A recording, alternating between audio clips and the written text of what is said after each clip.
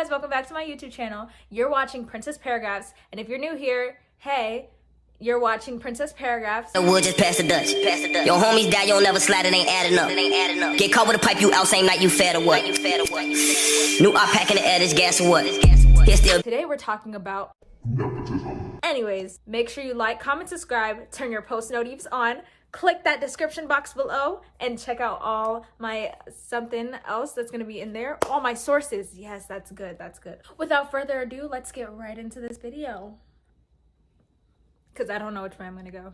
Nepotism. Da-dum. More specifically in the entertainment business. Just hold that thought, okay? In order to tackle the problem that is nepotism, we have to define what nepotism is. My personal definition of nepotism is the unfair favoritism shown towards relatives and personal friends by those in power against more deserving candidates. An example of this can be this.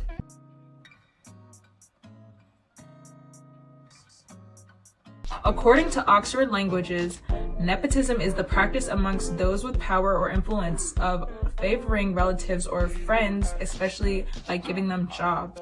Merriam-Webster defines nepotism as favoritism, as an appointment to a job based on kinship to someone accustomed with the company of fostering nepotism and promotions. They worded theirs a little weird, but same gist. According to Cambridge Dictionary, the act of using your power or influence to get good jobs or unfair advantages for members of your own family would be nepotism. As you can see, we all have a pretty similar definition, so I think we can make a consensus of what nepotism is. Another thing to talk about when it comes to nepotism is that there's kind of two types of nepotism.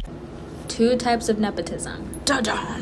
But for real, keep this in mind for later because it's gonna help the points that I'm gonna talk about later make sense. But there's the socioeconomic one where it just only makes sense that you would be connected or surrounded by people in your like economic class and stuff like that.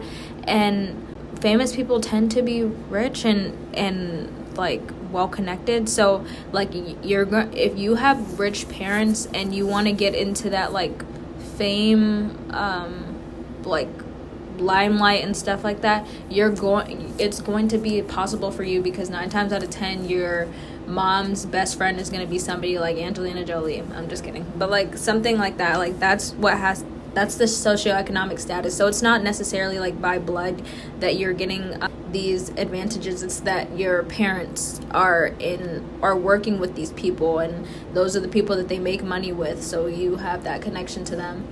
Then there's also the established relative. So if you already have a famous relative, they're gonna be well connected, but they could also just skyrocket you into that position, whether it is. And this doesn't have to just be for the music and the entertainment industry. It literally could be just as something as simple as like your dad's a manager at Burger King, so you'll be able to have like a manager position, a supervisor position going in. Like an established relative, I say think Lily Rose Depp because she has his name, so anywhere she goes, her name is gonna just be connected to her dad, so she'll be able to get a position way easier than anybody else.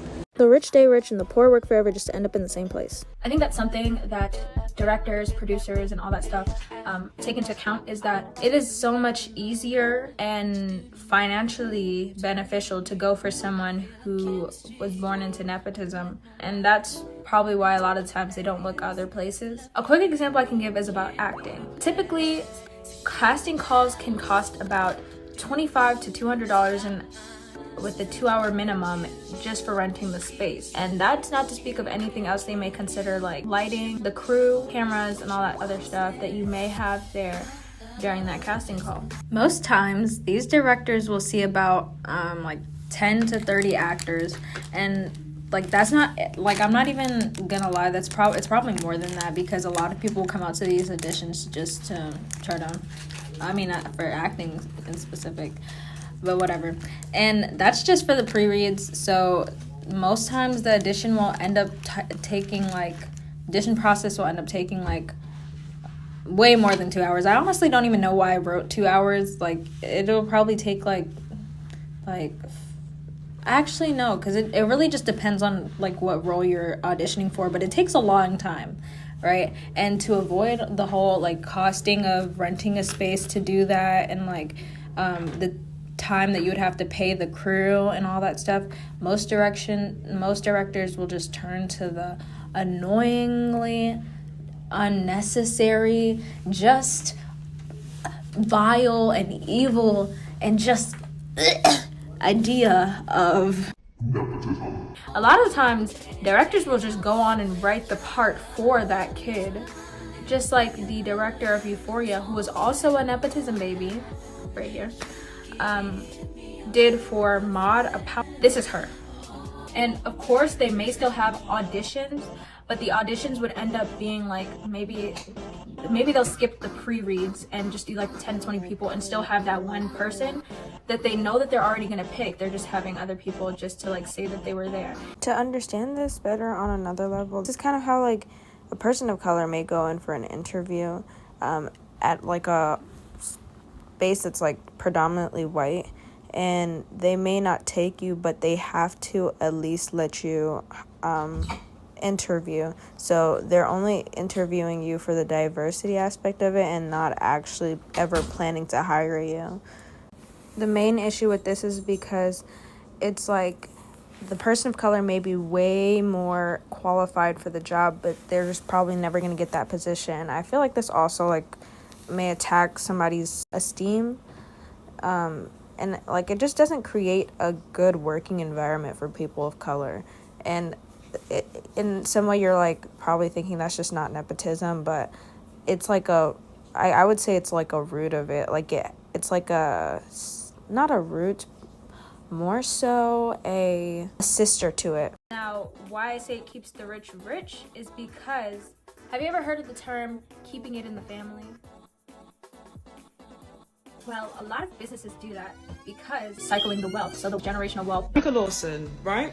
But she's got the Jacksons, Marvin Gaye, although I didn't know that one. And then to the other side is the Knowles, as in Beyonce, Solange, Tina, Matthew. And then apparently Stevie Wonder is a cousin of the Jacksons. And then this is how she's related to the Knowles. The whole entertainment industry might as well be one big family. On average, the rate for a 1-hour drama will pay $8,624 for 8 days of work, and that's good money to a lot of nepotism kids just coming in. They're eventually going to accumulate wealth that is just unrealistic for the average person. A lot of nepotism babies, they don't have to work as hard to get these positions, but to even get close to those positions, people without those type of connections have to work 10 times harder.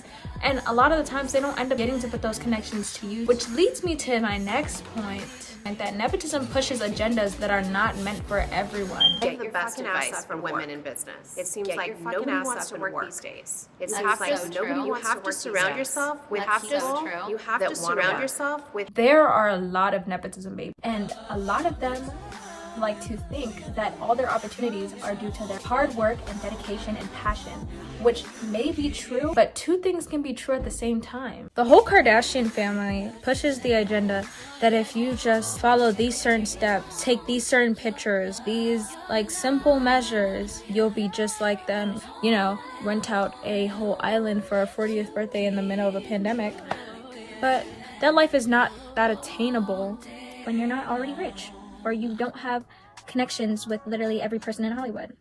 They're all one big family tree, I promise. Like, it's crazy. Kendall Jenner still holds the title as the highest paid model with $40 million in a $8 billion industry. Compared to like a whole entire industry, $8 billion is not, it's not the biggest number for an industry. So for her to be making $40 million as one person in that industry is insane, actually.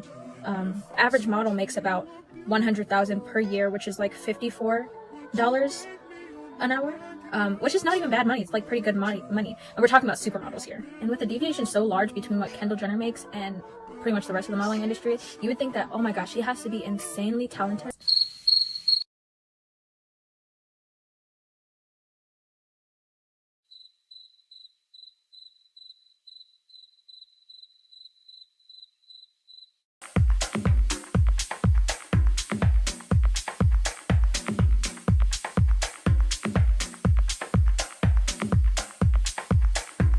she's not horrible, and she's definitely improved from where she first started. Her dad was a famous lawyer who worked on the OJ case, and her mom came from a rich background and is very knowledgeable in the entertainment industry in general. This tweet was made in response to Kendall Jenner's insensitive comments about working in the modeling industry. She was complaining about her mental health and how she had so many jobs to do and how she had to be selective with the ones that she could do because it would take a toll on her mental health or something like that. But she didn't, it's like she failed to realize that, one, she was doing that whole pick me thing with other girling, but on top of that, she was downgrading the work of people who had to work 10 times harder than she did and like couldn't just choose whatever jobs they want because they might not know the next time they'll ever receive a job. They've all been brainwashed to think that like their lifestyle came to them because they worked hard. And that's why I think it's so interesting when situations like this happen, because you have the resources to send them to school for this and make sure that they have the best quality education on what and what not to do so that they can succeed. Which leads to my next point, how nepotism leads to mediocrity in the workplace. I think that's enough for the music industry's nepotism. That one's just a harder issue to tackle. I want to start off by saying that not gonna lie, I actually kind of like Coyle Ray as a person. I feel like she's like one of those people that I wouldn't like say wouldn't be like famous at all without her parents, because she does have a good personality and she like fits certain beauty standards. I guess not the like completely ideal body type, because she is skinny as a black woman and they hate that too. So whatever. But I do want to say that it's harder to tackle the music industry because of the fact that music is very, very subjective. Like with the other industries, like you can kind of see clearly like what is bad and just what is good. But when it comes to music, people like different things, so it's hard to judge it, especially not coming from like a professional opinion or something like that. My bad. And it matters that like I'm saying to judge it because we don't know if they're making bad music, or we wouldn't be able to properly judge if they're making bad music as a result of nepotism, or they actually may just be making good music and we're hating because of nepotism. So yeah, that's why I haven't really spoken much about it. I read up on the Alec Baldwin Rust shooting. My heart goes out to this family because it's really crazy how they would even let this happen. The reason why something like this is so baffling to me is because they gave Gutierrez Reed, the daughter of a famous Hollywood armorer who does like the same thing that she does, full responsibility of handling all the weapons and all that stuff, but she had only worked on one other film prior to Rust and the Rust shooting. This totally preventable incident, Alec Baldwin and most others will probably get charged for involuntary manslaughter. I'm sure the family is going to sue for way more than the production even cost, and the production of the film is this. You can end up losing money when nepotism is involved. Like that should literally never happen. If it was somebody who didn't have the connections that girl had, I'm sure they wouldn't even be in that position, because you need to be a certain level of qualified to be able to do stuff like that. I'm wondering why I'm even talking about this. Don't bring it up. You're not going to win that battle. The known thing not really to talk about nepotism, because one, the people in charge don't want us to talk about it. They benefit from it. It helps them first not to talk about it. Two, a good amount of people don't even think that nepotism affects them. And even if it does affect them, their thought process is probably along the lines of, what is me talking about it gonna do? And I think that simply talking about nepotism will help to try and erase biases and certain things in the workplace that just make working so unappealing.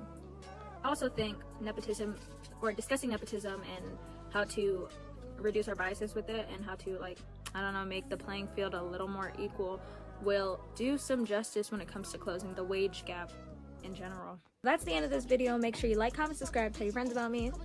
I don't know, tune in for the next video. I hope you enjoyed and were able to take away something from this. Ask your questions in the comment section below, and I don't know, have a great day.